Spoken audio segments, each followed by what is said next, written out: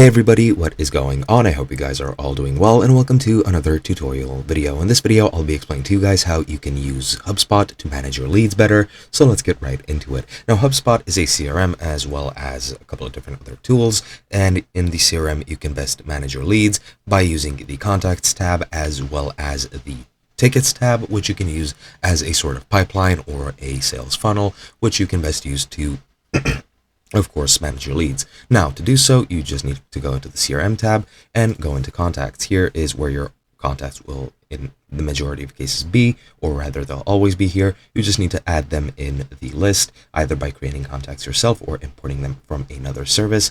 And once you add them, then you can go ahead and manage them through the deals. Now, you can create tickets, and you can do that by going to the ticket section, or you can go into deals and set up certain deals if you're already making some certain progress with a client or a lead, and you already have a deal date set. You can create leads here or create deals here, where you can add the amount, the close date, the deal stage, etc., and you can manage most of your leads from here as well. Now, I'll just leave that to you to play around with. It has a couple different options which you can use, and that is just the way I like to do it. It's best if you play around with this and see what it all has to offer so that you can plan it the best for yourself and, of course, appropriate it to yourself. Now, in the Tickets tab, which is the main part of your leads management, is where you'll see the tickets. Now, these tickets are based on a couple of different factors, and let me just delete these ones that I already have here, and the number of records below to delete, so 2,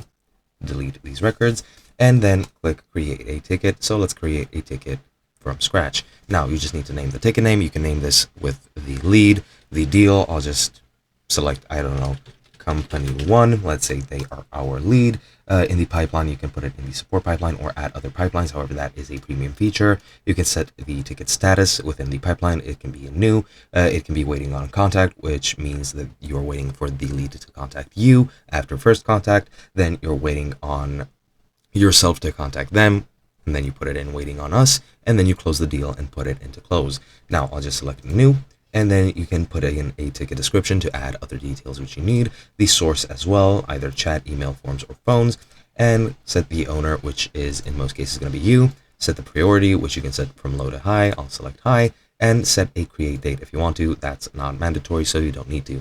Then you can associate it with a contact. I'll select one of my placeholder contacts, click create, and now we have our ticket.